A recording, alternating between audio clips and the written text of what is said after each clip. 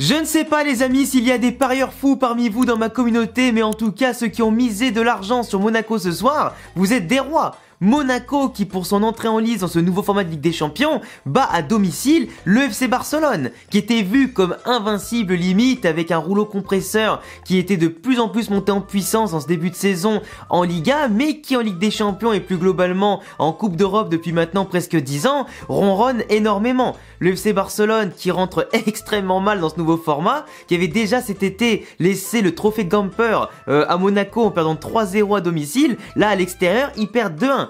Monaco ça devient un petit peu la bête noire amicale et en même temps officielle du Barça et ça fait quand même un petit peu sourire. Le Barça qui vraiment aujourd'hui a été plus que neutralisé. Le Barça qui a été plus que sans idée, sans réaction et qui vraiment a manqué de personnalité. Parce que le Barça déjà, qui se met dans la merde tout seul, avec un carton rouge de Eric Garcia qui est titularisé déjà au milieu de terrain et qui en plus le pauvre, c'est lui qui prend de plein fouet l'erreur de Ter Stegen qui est pas capable de faire une belle relance ou au pire de dégager loin le ballon en cas de pressing et de danger. Et l'erreur elle a coûté cher. Dernier défenseur, Minamino qui était sur le point de marquer. Désolé Eric Garcia frérot, mais pour le peu de chance que t'as, ça va au vestiaire. Et du coup ça a précipité dès la 10e minute un destin pour Monaco et le FC Barcelone qui était diamétralement opposé. Et Monaco a su imposer son rythme déjà dès le début du match avec quand même une bonne pression, une bonne énergie pour ne pas se laisser faire par le jeu de possession du Barça et surtout montrer un petit peu ce qu'ils valent en Coupe d'Europe. Monaco qui, tout comme le Barça, fait quand même un très bon début de saison en Ligue 1. Alors ils n'ont pas fait le plein de victoires comme le Barça l'a fait en Liga, mais Monaco montre quand même de belles choses en Ligue 1 avec un groupe jeune, remanié et surtout qui se reconstruit petit à petit à chaque ligne. Et là franchement ils ont fait extrêmement bonne impression dès qu'ils étaient en supériorité numérique. Les mecs, je veux dire, ils ont contrôlé le Barça, ils leur ont coupé les ailes, ils les ont empêchés de se déployer au niveau du jeu, ils les ont assaillis d'offensives des deux côtés, dans l'axe, etc. Ils les ont poussés à reculer via des longs ballons qui étaient souvent à la limite du hors-jeu et même souvent hors-jeu malheureusement, mais qui ont poussé le Barça à prendre d'extrêmes mesures de vigilance en tout cas, pour pas se faire avoir dans leur dos et au niveau de la lenteur aussi de leur défense entre Koubarsi, Nigo Martinez qui était un petit peu à l'affût des appels de Minamino, de Akliouche et aussi forcément d'Embolo. Mais c'est vrai que là, Monaco a fait quelque chose de très très fort. Dans le sens où quand même, t'affrontes le Barça, tu les regardes dans le blanc des yeux, même si t'es en supériorité numérique, il y a plein d'équipes contre le Barça qui vont quand même reculer. Dès qu'ils ont marqué un but ou quoi, ça recule. Monaco, ils ont mis le premier but, ils ont pas arrêté d'attaquer. Le seul but qu'ils prennent dans ce match-là, c'est sur le seul tir cadré, je crois, du Barça, ou un des seuls tirs cadrés pour le peu qu'ils ont tiré dans ce match-là, par Lamine Yamal, qui a seulement 17 ans, fait partie des meilleurs joueurs du monde. Lamine Yamal, qui montre à quel point à 17 ans, il est capable d'être un joueur différent, d'une dimension différente, de porter le Barça et de faire la différence sur des miettes qu'on lui donne. Le Barça qui n'arrive pas à construire aujourd'hui, en l'absence bien sûr des Gavi, de Frenkie de Jong, de Dani Olmo, de Fermin, etc., allonge le jeu sur un appel où il fait un petit peu de vis, où il joue avec son corps, il part ensuite en profondeur, il la contrôle, il fait le dribble intérieur et puis la frappe en tout cas avec le pied fermé premier poteau. Un peu comme le premier but bien sûr d'Akliouche qui lui prend la balle crochet intérieur et enfin extérieur et frappe intérieur premier poteau et Ter Stegen, terre statique, il a pas pu faire grand chose. Mais c'est vrai que là Lamine Yamal qui sort un peu de son chapeau un miracle pour sauver le Barça et les sortir un peu la tête de l'eau parce que Lewandowski n'a pas existé face à Kerrer et Salisu, il a été éteint. Rafinha il se baladait un peu partout mais il a pas servi à grand chose dans les appels, les prises de balles et quand il sortait d'un crochet il se marchait dessus, il perdait le ballon tout seul ou ça allait jamais en tout cas très loin pour un centre, en tout cas une occasion. Pedri, du coup, avec avec le carton rouge d'Eric Garcia, il a dû passer de meneur de jeu à former un double pivot en défense milieu de terrain avec Casado. Casado qui a montré, tout comme Lamine Yamal, une énorme, en tout cas, abnégation pour défendre, pour porter la balle. Et aussi pour récupérer un maximum de ballons, assurer de l'équilibre et les premières relances intéressantes pour essayer de faire exister l'équipe du FC Barcelone.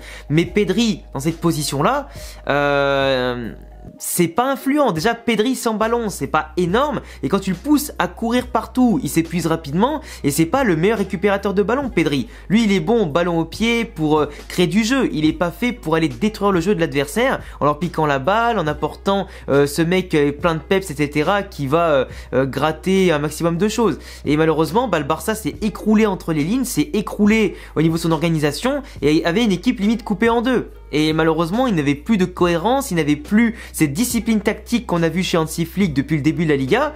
Et le Barça, on l'avait vu déjà, contre le PSG quand ils étaient à 10, ils avaient volé en éclats. Le Barça, c'est une équipe qui a la possession, qui aime attaquer. C'est pas une équipe qui aime ne pas avoir le ballon, et c'est pas une équipe qui aime défendre. T'as des équipes comme le Real par exemple, qui savent beaucoup mieux défendre et gérer en laissant le ballon à l'adversaire. Le Barça, eux, malheureusement, ils ont beau être polyvalents avec le ballon, avec plusieurs schémas tactiques, plusieurs schémas de passe, de jeu, de manière plus verticale, dans la construction, etc., pour avoir la patience ou des fois mettre le coup d'accélérateur quand il le faut, mais en défense, même s'ils peuvent avoir des blocs plutôt hauts d'habitude, plutôt soudés, qui coulissent bien, etc., quand ça découle d'un pressing et d'un contre-pressing efficace, et quand ils perdent le ballon, quand ils sont déjà placés assez haut du côté de l'adversaire, et qui poussent l'adversaire normalement à allonger le jeu, là c'est eux qui étaient regroupés derrière, et c'était à eux d'allonger le jeu, pour se dégager tellement ça venait de tous les côtés, tellement c'était pour eux inarrêtable en fait. Les pauvres Baldé et Koundé, ils ont fait tout ce qu'ils pouvaient sur les côtés pour un peu colmater les brèches, et c'était pas suffisant. Baldé sur le côté, il a pris plutôt cher.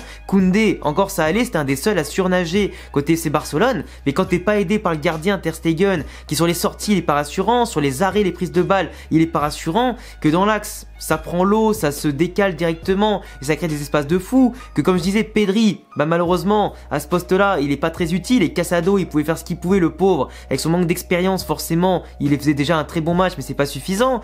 Lewandowski que tu trouves pas pour avoir un point d'appui, au moins quelqu'un qui fasse ressortir le bloc, tu peux pas, t'as pas de solution en fait. Et quand l'attaquant de pointe qui est censé tenir la balle, il touche pas la balle, il a pas de solution, les petits ailiers qui sont isolés sur les côtés, ils touchent pas de ballon, ou alors comme Lamine Yamal ils ont des miettes et il faut un miracle pour la transformer en pépite d'or, tu vois ce que je veux dire.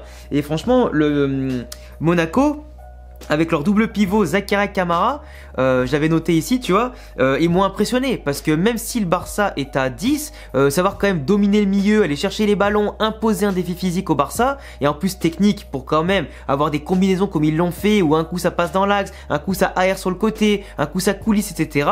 Et qu'ils ont jamais été dépassés, jamais été dans ce surplus, j'allais dire, d'inexpérience, en tout cas ce surplus de, comment je pourrais dire ça, de folie en fait, parce que en général t'as des équipes, quand ils voient qu'ils mènent au score ou qu'ils s'emballent contre le Barça, des fois ça s'emballe un peu trop et t'as cette indiscipline qui va se mettre en place, et le Barça peut profiter de ces erreurs là pour justement les remettre sur terre, comme ils l'ont failli faire avec Lamine Yamal. Mais eux ils sont restés en tout cas droits dans leurs bottes, ils ont appliqué leur rôle, ils ont appliqué les consignes de leur coach, ils ont su cadrer le terrain à merveille et dicter notamment le jeu, avec en tout cas les attaquants devant, tout comme aussi celui que j'ai pas cité, c'est Ben Seguir, créer du jeu. Après t'as eu aussi notamment la défense avec Singo et comment il s'appelle, je l'ai noté, Vanderson, que je connaissais pas d'ailleurs. Ils ont quand même fait des très bons matchs, et pour moi en général Monaco n'a pas eu à frissonner. Monaco en tout cas aurait vraiment pu mener 3, 4, 5-1 ce match là sans aucun problème. Le Barça n'a pas eu les solutions, n'a pas eu les clés. Alors après oui, t'as beaucoup de blessures, t'avais pas beaucoup de solutions sur le banc à part les Ferran Torres et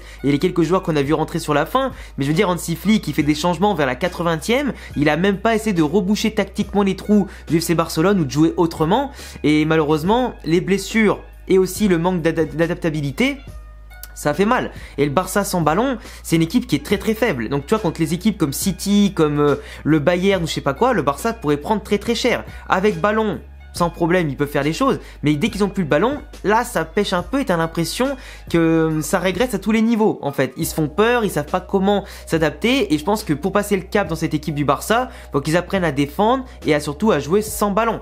Et ça risque en tout cas de leur pendre au nez assez souvent en Ligue des Champions. Et ça c'est le haut niveau, ça pardonne pas. Et commencer par une défaite dans un système de championnat, ça c'est un coup à ne pas finir dans les 8 premiers, et surtout en fonction de ton calendrier bien sûr, et devoir te taper des 16e de finale en fait, les barrages aller-retour, c'est dans la place 9 à 24 quoi. Enfin bref, en tout cas le Barça a un peu déçu au niveau individuel et collectif, parce que même quand t'es à 10, tu peux trouver des ressources, on les a déjà vu faire dans d'autres équipes de Liga par exemple, quand ils prenaient des rouges, ils gagnaient des fois quand même, sauf que là, peut-être que 80 minutes à 10, c'est beaucoup trop, et face à une belle équipe de Monaco qui a eu l'abnégation, la cohérence, la solidité, qui n'a pas été efficace, mais qui a quand même continué d'essayer et tout, franchement, y a rien à dire, parce qu'en plus quand tu vois le deuxième but, c'est une balle longue de Monaco sur une perte de balle assez haute du Barça, mais ils étaient un petit peu un bloc haut mais pas assumé le Barça. Ça fait que sur la balle longue, bah, l'attaquant il a plus qu'à y aller tout seul. Et voilà, après tu as aussi le penalty qui était refusé à Balogun. Il les a bouffés en vitesse dans la pénétration de la surface. Mais après oui, il n'y avait pas de contact. Enfin le contact existait, mais c'était plus à l'inverse. C'était plus Balogun qui rentre dans la jambe du défenseur du Barça. Et du coup après il tombe déséquilibré, mais il n'y a pas penalty, tu vois. Donc le penalty au début je pensais qu'il y avait. Et finalement avec le ralenti tu comprends qu'il n'y a pas. Mais là le Barça était perdu, sans idée. Et même Hansi Flick, je pense qu'avec le peu de banque qu'il avait et le peu de profils intéressants qu'il pouvait avoir en tout cas à sa disposition, bah il a pas trouvé la solution. Et Monaco, qui n'est pas pourtant une grosse équipe, a montré du caractère et c'est ce que j'aimerais voir en Ligue des Champions ou en Liga plus souvent contre le Barça, qu'il soit à 10 ou à 11. Et voilà, après avoir, peut-être qu'à 11 contre 11 ça aurait été un autre match, mais en attendant, bravo à Monaco pour les 3 points, il y a Brest aussi qui a gagné si je dis pas de bêtises, il y a l'Atlético Madrid qui a gagné côté aussi Espagne, et comme d'habitude c'est le Barça qui va plomber l'indice UEFA de l'Espagne. Enfin bon, en tout cas les devoirs sont faits côté madrilène, et côté catalan, faudra revoir, tout comme Gérone qui a perdu d'ailleurs, mais bon, c'est comme ça, c'est la hiérarchie, c'est un petit peu les différences footballistiques en Espagne, on a l'habitude de toute façon. Voilà, enfin bref, sur cette petite vanne, n'oubliez pas de vous abonner, cocher la cloche, me donner pour vous qui est l'homme du match côté Monaco, côté Barça. En tout cas, on sait que c'est pas Ter Stegen bien évidemment. N'hésitez pas à vous abonner, cocher la cloche, le petit pouce bleu, les raisons en description et à bientôt les frérots pour une prochaine vidéo. Ciao!